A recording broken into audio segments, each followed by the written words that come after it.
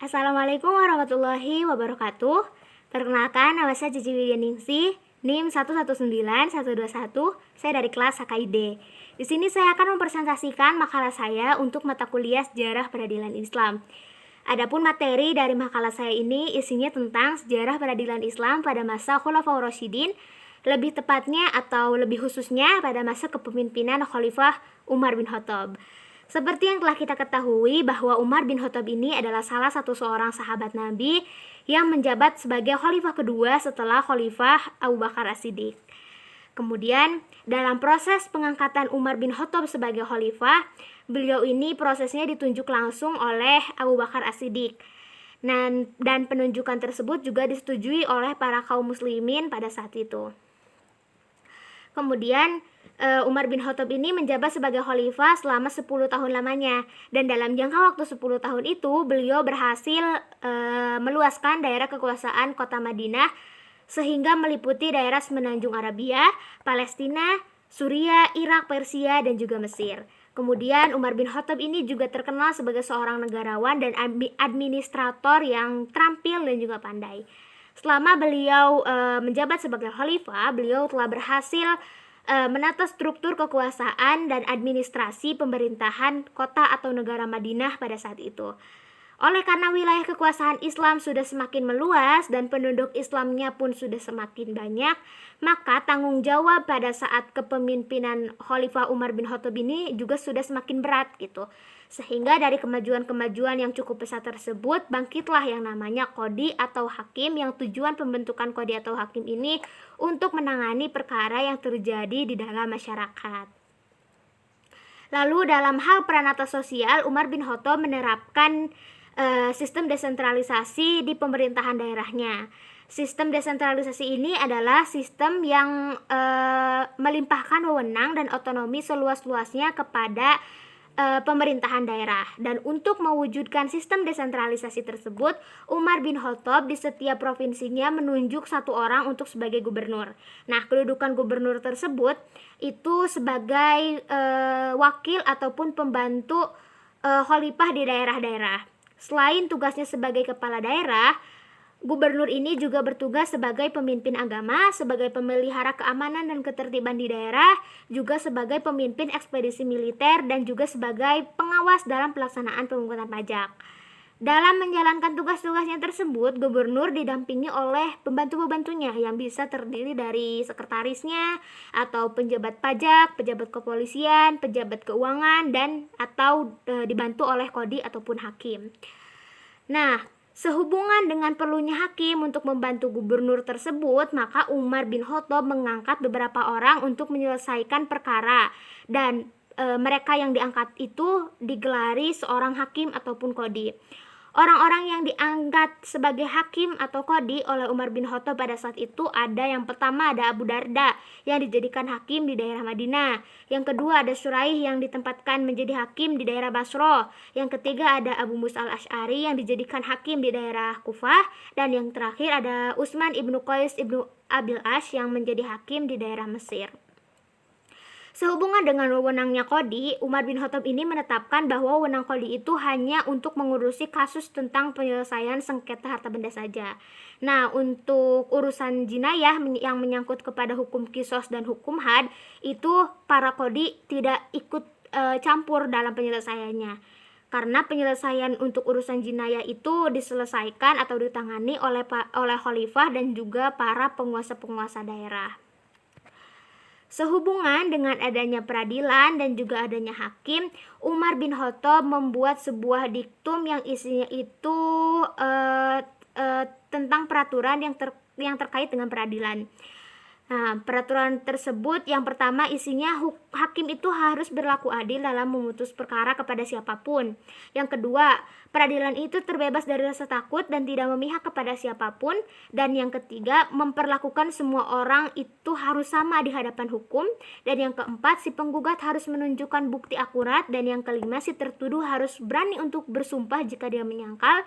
Dan yang terakhir, peraturan terakhir, penyelesaian perselisihan itu boleh secara damai asalkan tidak bertentangan dengan kaidah-kaidah hukum yang ada, seperti itu.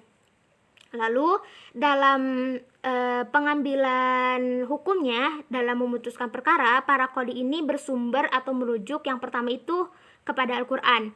Nah, apabila jika mereka tidak juga mendapatkan hukum dalam Al-Quran, maka mereka akan mencarinya di dalam sunnah. Tetapi jika mereka juga tidak mendapatkan sesuatu di dalam sunnah dan Al-Quran, maka mereka akan bertanya kepada para fuqaha mujtahidin. Nah, apakah para fuqaha mujtahidin ini ada orang yang mengerti sesuatu sunnah yang mengenai perkara yang dihadapi? Nah, jika ada para fuqaha mujtahidin yang paham gitu, yang mengerti akan hukum yang sedang para qadhi cari, maka mereka akan berpedoman dengan orang fuqaha mujtahidin yang paham ini dengan cara dilakukannya upaya penguatan terlebih dahulu. Namun apabila para fuqaha mujtahidin pun tidak ada yang paham akan suatu hukum yang para qadhi ini sedang cari, maka para qadhi ini akan berijtihad secara kolektif. Itu adalah sumber-sumber hukum peradilan pada masa itu. Kemudian dalam hal pembinaan penyelenggaraan peradilan, Umar bin Khattab pernah mengirimkan surat untuk salah satu qadhinya yang bernama Abu Musa al-Asy'ari. Abu Musa al-Asy'ari ini adalah salah satu qadhi yang ditempatkan di daerah Kufah. Nah, surat tersebut terkenal dengan nama Risalatul Qadha-nya Umar bin Khattab.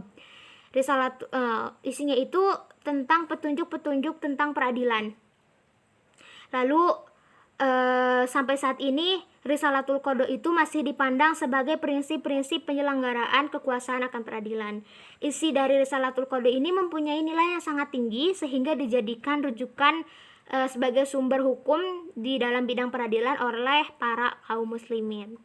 Isi dari Risalatul Qadha itu sendiri, yang pertama itu isinya adalah sesungguhnya menyelesaikan perkara adalah sebuah fardu yang dikokohkan dan sebuah sunnah yang harus diikuti.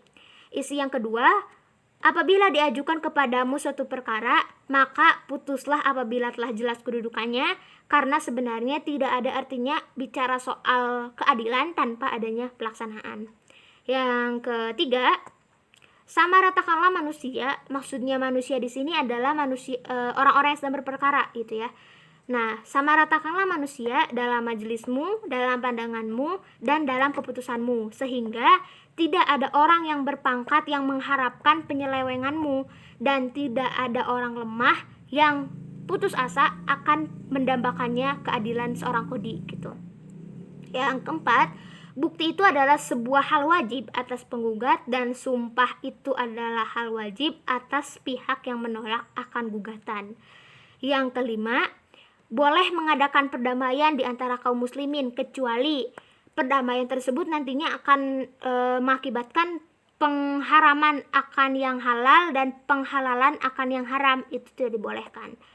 Terus selanjutnya yang keenam, barang siapa yang mendakwakan suatu hak yang tidak ada di tempatnya atau suatu bukti, maka berilah tempo kepadanya sampai dapat membuktikan apa yang dia laporkan gitu kalau dilaporkan. Tetapi jika tidak mampu untuk melakukan pencarian bukti tersebut, maka ia berhak mengalahkannya karena hal demikian lebih baik bagi keuzurannya dan akan lebih menampakkan barang yang tersembunyi. Selanjutnya yang ke-8, jangan sekali-kali menghalangi kepadamu suatu keputusan yang telah engkau jatuhkan hari ini, kemudian kau tinjau kembali, lalu engkau memperoleh petunjuk agar engkau kembali kepada kebenaran. Lalu yang ke-8, orang-orang Islam itu dianggap adil kecuali orang yang pernah melakukan kesaksian palsu, atau orang yang pernah dijatuhi hukuman had, atau orang yang asal-usulnya itu tidak jelas. Nah, orang-orang tersebut yang tadi saya sebutkan itu menurut Islam sudah dianggap tidak adil gitu ya. Lalu selanjutnya yang ke-9, pahami dengan sungguh-sungguh tentang perkara yang diajukan kepadamu. Jika perkara yang diajukan tersebut tidak ada nas hukumnya di dalam Al-Quran dan Sunnah Nabi atau hadis, maka qadhi harus bisa membandingkan perkara tersebut dengan perkara yang sekiranya serupa dengan perkara yang sedang bermasalah gitu. Terus yang ke-10, Hindarilah diri kita dari persidangan ketika diri kita sedang marah, pikiran yang kacau, rasa jemu, ataupun lain sebagainya. Intinya ketika kita sedang dalam keadaan yang emosional, ketika seorang kondisi sedang dalam keadaan yang emosional, maka tidak diperbolehkan untuk melakukan persidangan. Itu adalah isi dari Risalatul Qadha-nya Umar bin Khattab. Selanjutnya adalah ijtihadnya Umar bin Khattab dalam penetapan hukum. Hal yang menarik dalam pembahasan mengenai peradilan pada masa Umar bin Khattab ini adalah masalah dalam ijtihad Umar bin Khattab itu sendiri yang telah menjadi sorotan utama dalam dunia hukum Islam. Kenapa menjadi sorotan ataupun menjadi hal yang menarik? Karena dalam bentuk ijtihadnya itu muncul bentuk-bentuk ijtihad dan produk hukumnya itu yang cukup terbilang baru serta kontradiktif, sehingga seakan-akan ijtihadnya itu tidak sesuai dengan ayat-ayat Al-Quran dan juga hadis-hadis Nabi. Ijtihad Umar bin Khattab dapat dilihat dari beberapa kasus, seperti yang pertama adanya pengguguran hukum had bagi pencuri, yang kedua adanya talak 3 dengan 1 lafaz, terus yang ketiga adanya hukum tajir, dan yang keempat adanya tindak pidana perzinahan. Kita bahas satu-satu di sini. Yang pertama terlebih dahulu pengguguran hukum had bagi pencuri. Pidana atau hukuman yang diancamkan terhadap pencuri menurut hukum pidana Islam adalah hukum had, yaitu bentuk hukuman potong tangan. Hal tersebut jelas kaitannya atau jelas dasar hukumnya ada dalam Quran surat Al-Maidah ayat 38. Yang mana isinya adalah Bismillahirrahmanirrahim. Wasariqu wasariqatu faqta'u aydiyahuma jazaa'un bima kasaba nakalam minallah wallahu azizun hakim. Shadaqallahul azim. Artinya, laki-laki yang mencuri dan perempuan yang mencuri, maka potonglah tangan keduanya sebagai pembalasan bagi apa yang mereka kerjakan dan sebagai siksaan dari Allah. Dan Allah Subhanahu wa taala itu adalah Maha Perkasa lagi Maha Bijaksana. Quran surat Al-Maidah ayat 38. Dengan berdasarkan ayat tersebut, maka jelas jika potong tangan adalah merupakan hukuman yang telah ditetapkan sejak masa Khulafaur Rasyidin pertama, yaitu pada masa Abu Bakar As-Siddiq. Nah, hal ini terjadi pada Umar, walaupun hukum potong tangan ini pernah digugurkan oleh beliau sendiri oleh masa kepemimpinan Umar bin Khattab. Pada saat pemerintahan Umar bin Khattab pernah terjadi kelaparan dalam masyarakat di semenanjung Arabia. Nah, dalam keadaan masyarakat ditimpa oleh bahaya kelaparan itu, ancaman hukuman terhadap pencuri yang disebut dalam Al-Quran di atas tidak dilaksanakan oleh Khalifah Umar bin Khattab, karena beliau mendasarkan kepada pertimbangan keadaan yang dapat dikatakan darurat gitu ya, dan kemaslahatan jiwa masyarakat.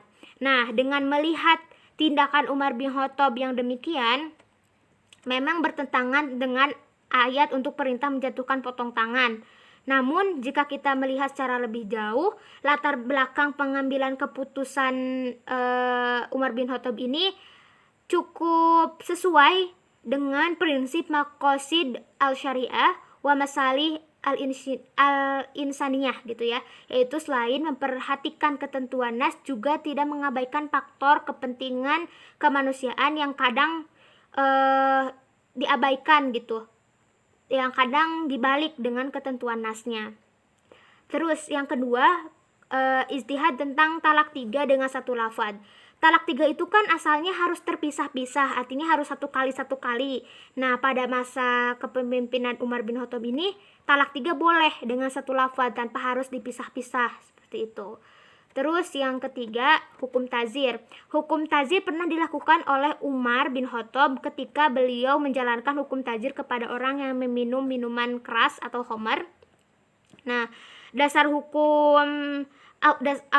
hukum dari penjatuhan hukuman kepada orang peminum minuman itu ada dalam Quran surat Al-Maidah ayat 90, yang artinya, hai orang-orang yang beriman, sesungguhnya meminum khamar, berjudi, berkorban untuk berhala, mengguni nasib dengan panah adalah termasuk perbuatan syaitan. Maka jauhilah perbuatan-perbuatan itu agar kamu mendapat keberuntungan.